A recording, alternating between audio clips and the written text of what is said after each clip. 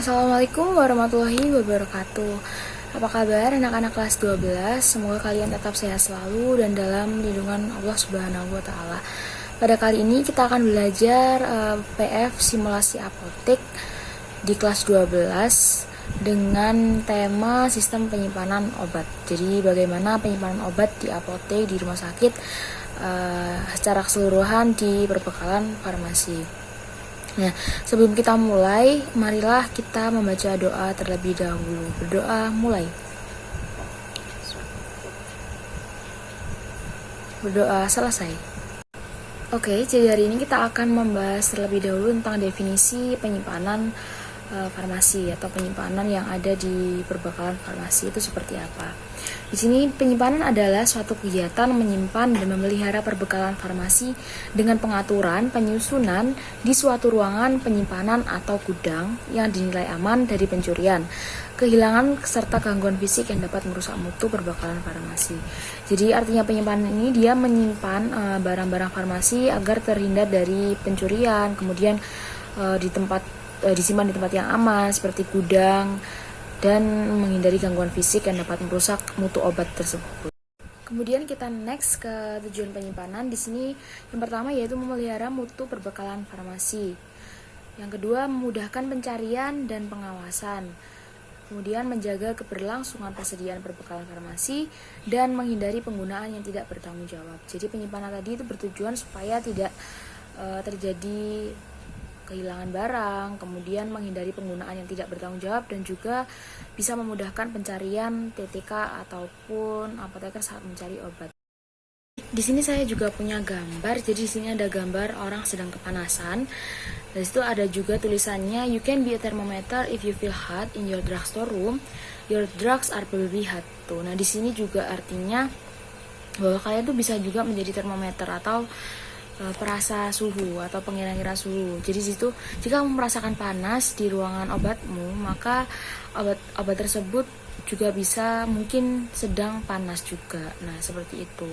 Jadi di situ intinya kita bisa merasakan suhu panas atau suhu dingin dengan indera perasa kulit kita, atau yang kita sebut dengan kepekaan kulit seperti itu. Atau juga kita bisa mengukur menggunakan termometer seperti suhu dingin yaitu 2-8 derajat Celcius. Nah, di situ ada contohnya nanti obat injeksi. Kemudian ada suppositoria.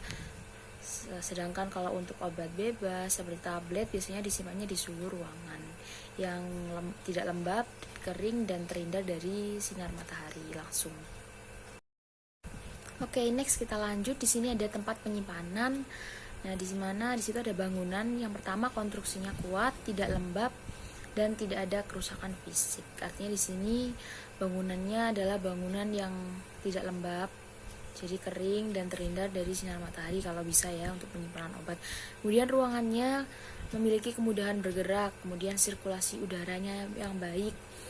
Kemudian penempatan rak dan palet obat, ada juga penempatan alat pemadam kebakaran. Nah, penempatan alat pemadam kebakaran ini untuk menanggulangi jika terjadi percikan-percikan api yang kita sebabkan ya, mungkin akan bisa menyebabkan kebakaran dan bisa merugikan apotek atau rumah sakit yang memiliki penyimpanan atau gudang rak obat seperti itu.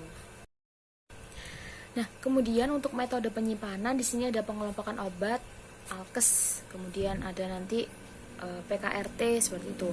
Nah, kemudian ada juga berdasarkan bentuk sediaannya. Jadi ada yang bentuk sediaannya tablet disendirikan, ada yang bentuk sediaannya sirup, khusus sirup saja.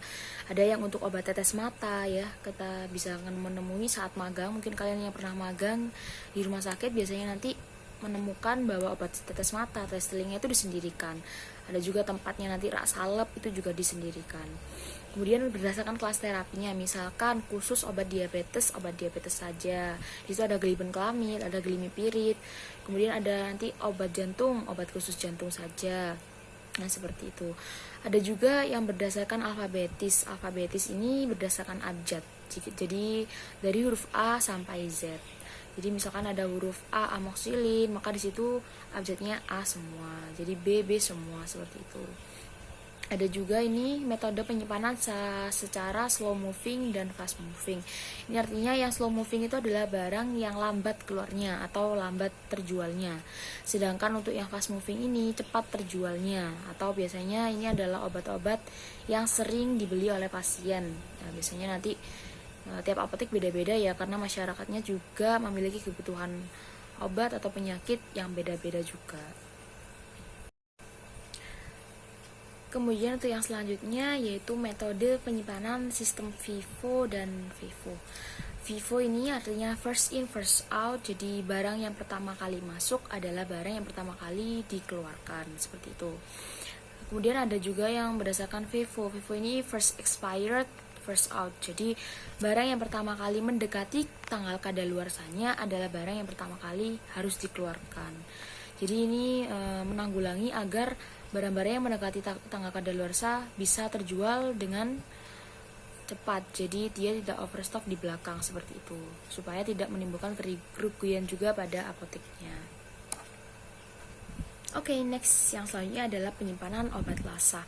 Jadi mungkin kalian waktu magang di rumah sakit pernah dengar ya obat lasa itu seperti apa. Jadi lasa itu look alike dan sound alike. Jadi dia terlihat sama, terlihat mirip, dan juga terdengar sama. Jadi di sini ada obat lasa. Jadi namanya mirip, penampilannya juga mirip, tetapi zat aktifnya berbeda, untuk sediaannya juga berbeda, kekuatannya juga berbeda.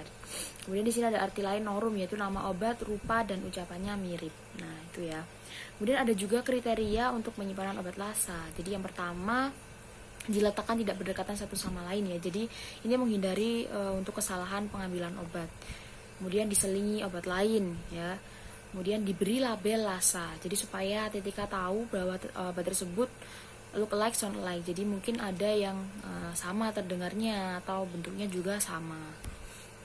Oke, next yang selanjutnya yaitu penyimpanan obat high alert. Apa sih obat high alert itu? Jadi obat ini obat mempunyai resiko tinggi ya, jadi menyebabkan bahaya dan bermakna pada pasien jika obat digunakan secara salah. Ini maknanya sangat bahaya, jadi obat tidak boleh disimpan di ruang rawat. Kemudian setiap tempat pelayan farmasi harus memiliki daftar obat dan panduan penanganan obat high alert. Kemudian setiap tenaga kesehatan harus mengetahui penanganan khusus untuk high alert. Jadi ini ada logonya, di situ ada logo, contohnya yaitu logo warna merah, ada tulisannya high alert double check, seperti itu. Nah, yang selanjutnya adalah penyimpanan obat narkotika.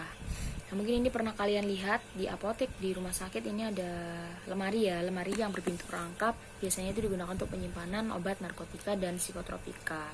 Nah, di sini penyimpanan di dalam lemari narkotika yaitu lemari khusus dan pintu berkunci ganda. Jadi dia punya pintu ganda dan ada kuncinya masing-masing pintu.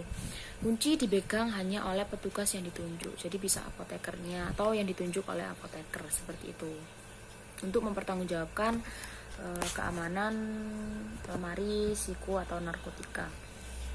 Ini penyimpanan berdasarkan golongan obat narkotik. Jadi ada golongan 2. Di sini golongan 2 contohnya adalah fentanil, morfin, petidin.